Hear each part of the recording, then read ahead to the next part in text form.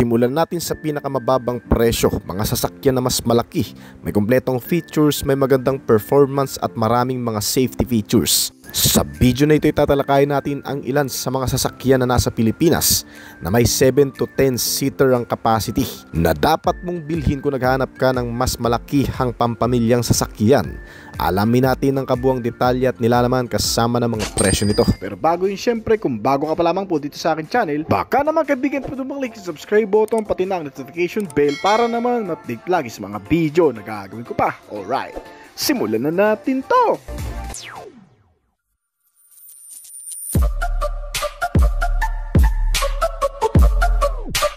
Number 1 ang Toyota Rush. Isa sa matibay na MPV na gawa ng Japanese car automaker na Toyota. Ang Rush ay ilan lang sa mga mapagkakatiwalaang sasakyan ng Toyota na may affordable na presyo. Ang modelong ito ay pinapagana ng 1.5 liter gasoline engine na nagbibigay ng sapat na horsepower at torque para sa daily at family use. Nilagyan rin ito ng mga standard safety features para sa kaligtasan ng lahat ng mga sasakay dito.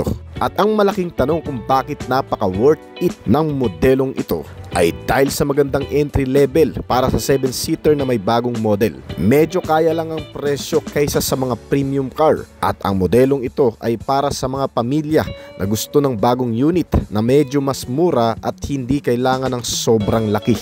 Dito sa Pilipinas ay nagre-range sa estimated price itong Toyota Rush ng 1.2 million pesos pero mabibili mo ito kung ikakash mo sa ibang dealer ng 1 million lamang. Ang number 2 natin ay ang Honda Mobilio. Isa sa mga best seller at practical na klase na 7-seater ng Honda na mas mura lang din ang presyo. Gumagamit ang modelong ito ng makina na 1.5 liter gasoline engine at kaya mag-produce ng 180 na horsepower at 145 na newton meter ng torque. Kaya may sapat na performance para sa mga long drive, out of town service para sa pamilya. Gumagamit ang modelong ito ng advanced safety system na Honda Safety Sense Suit para sa ligtas na pagsakay sa pang-araw-araw na gamit. At kung bakit napaka-worth it din itong bilhin dahil sa talaga naman ang Honda ay isa sa pinaka maaasahang brand pagdating sa paggawa ng mga transportasyon nito. May 7-seater ang capacity at mas mura, makakatulong para sa budget-conscious family.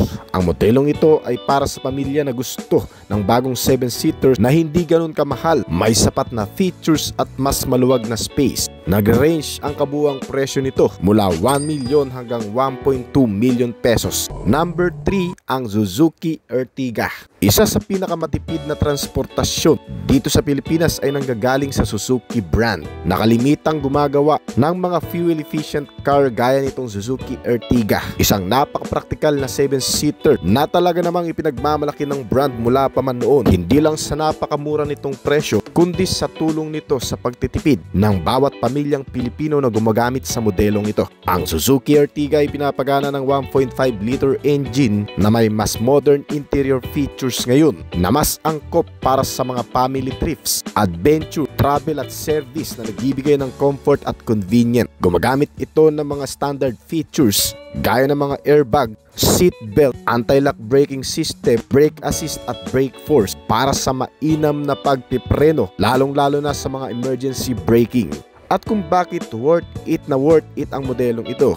Dahil sa pagkakaroon nito ng medyo mas maraming features kumpara sa pinakamura at may good balance ng price versus value. Ang Suzuki Ertiga ay para sa pamilya na may budget ng higit sa 1 million pesos o mas mababa pa na gustong magkaroon ng 7-seater car na mas komportable at halos kumpleto na. Nagre-range ang estimated price nito mula 955,000 pesos hanggang 1.2 million pesos sa kasalukuyan. Number 4, ang Geely o Cabango. Marami dito sa Pilipinas ang hindi talaga nagtitiwala sa mga Chinese brand. Pero simula nang lumabas ang mga brand na gaya ng Geely ay talaga naman nagkaroon na rin ng kahit papanong trust ang ilang sa mga Pilipino. Naghahanap ng isang mas advanced, modern at mapagkakatiwalaang 7-seater family car. Gaya ng Geely o Cabango, nagbibigay nagbibigay rin ng mas modernong features, magagandang safety features at performance. Sa tulong ng 1.5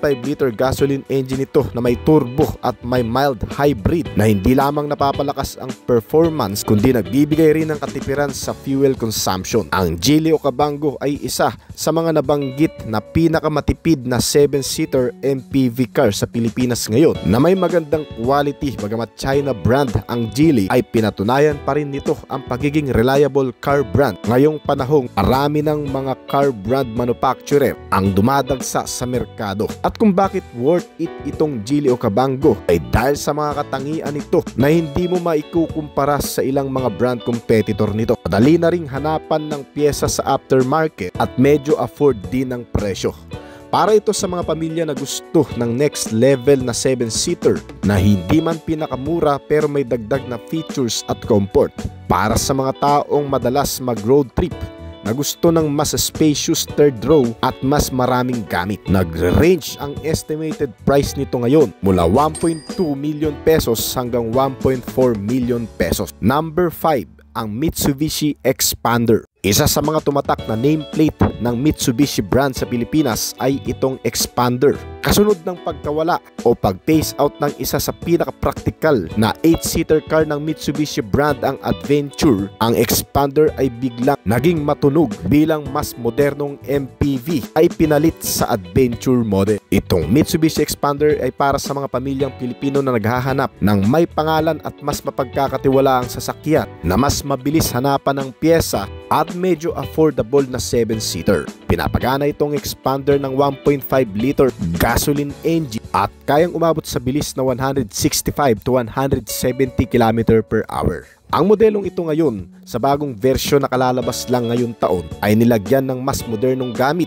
at dagdag na mga makabagong safety features para sa kaligtasan ng mga gagamit. Pinapanatili pa rin ng modelong ito ang pagiging maasahang multipurpose vehicle mula nung una itong inilabas sa Pilipinas noong 2017 hanggang ngayon, na kung saan nakapagtala pa rin sa kasaysayan sa Pilipinas ng pinakamabiling MPV car 7-seater hanggang ngayon. Hindi lang sa quality, performance, durability, fuel efficiency, ang Xpander ay mas mura din na nag-range sa estimated price mula 900,000 hanggang 1.2 million pesos. Number 6, ang Toyota Avanza ay ang pinakamurang 7-seater car ng Toyota brand na matagal nang namamayagpag sa Philippine market. Isa ito sa mga pangunahing pinagpipilian ng mga pamilyang Pilipino na naghahanap ng isang murang sasakyan mula sa kilalang brand kaya nitong Toyota. Hindi ka na rin lugi sa pinakabagong features ng Avanza ngayon dahil mas modern, high-tech, fuel efficient, malakas at mas komportable na rin itong sakyan. Kung dati ay may 5-seater configuration lamang ito,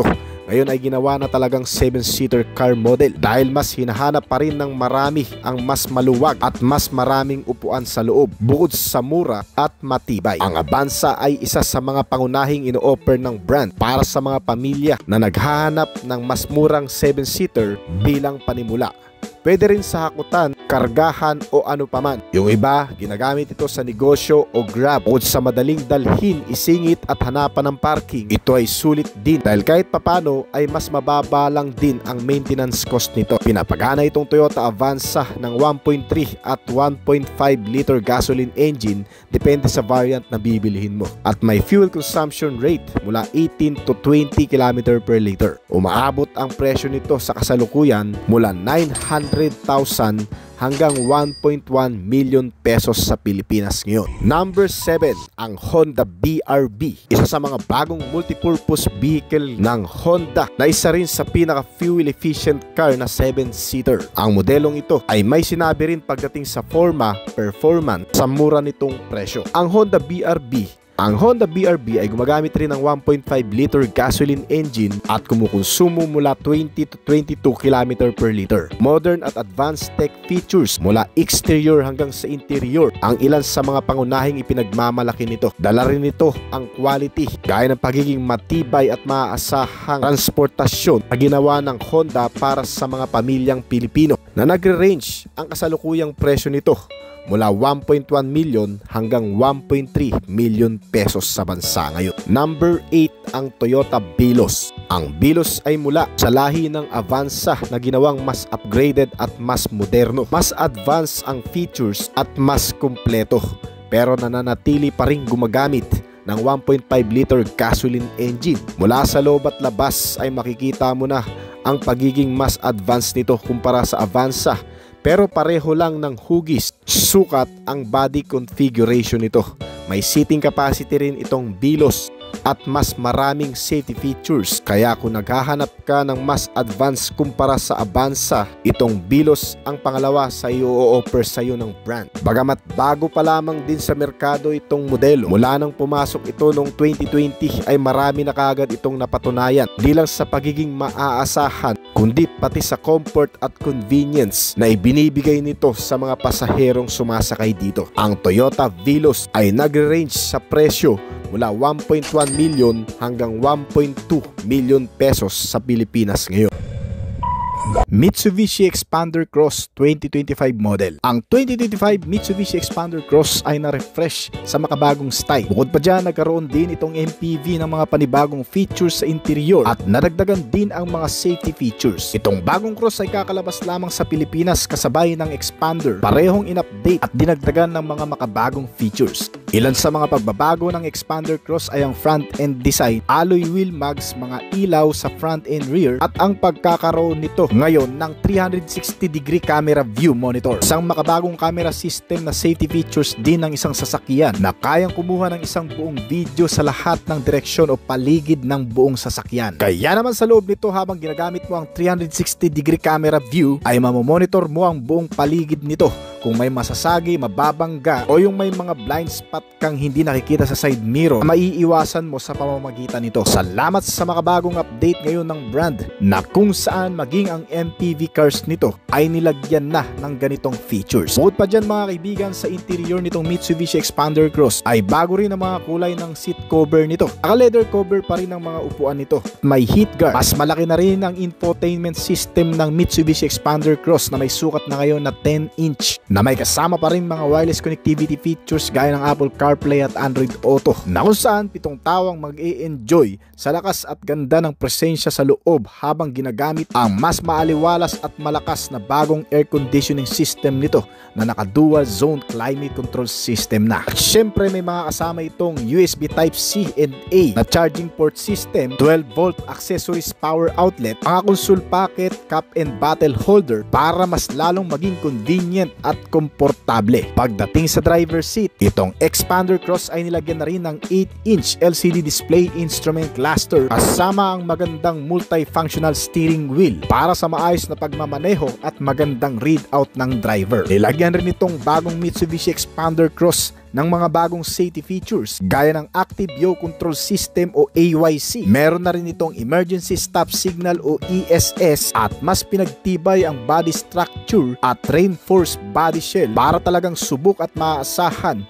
sa mga banggaan. Well, hindi lang din naman yun ang purpose ang mga body shell panel nito at ng structure. Ito ay nagbibigay rin ng mas flexible, balance at magandang stability lalo na kung bigla kang mapa-offroad. At syempre, speaking sa off-road, ang Mitsubishi Xpander Cross ay nakakuha rin ng mas mataas na ground clearance size na 225mm.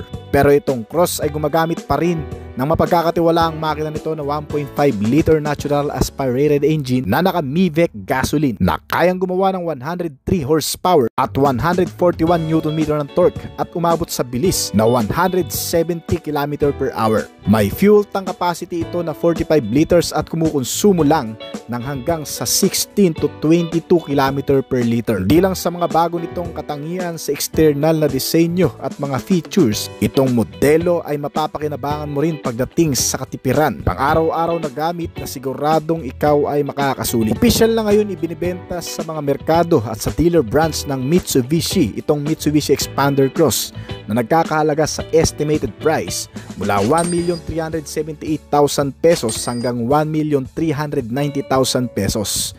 Yan ay estimated lang mga kaibigan. Kung gusto mong makasiguro sa presyo, pwede kang magtanong sa mga dealer branch nito.